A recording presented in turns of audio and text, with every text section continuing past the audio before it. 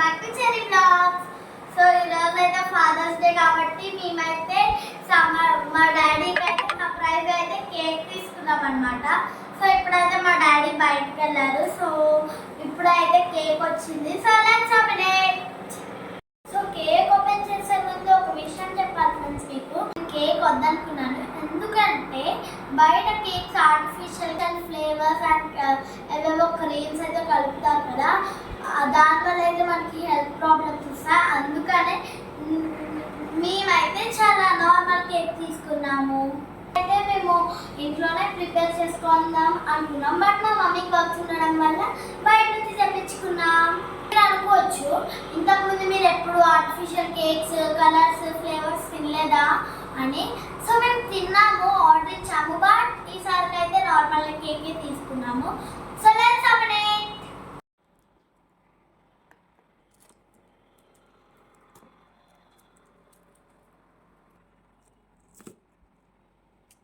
అట్లా ఉంచొద్దు, కేక్ పడిపోద్ది. ఇక బాక్స్ క్యాప్ ఓపెన్ చేయి, దాంతో నీకేం పని?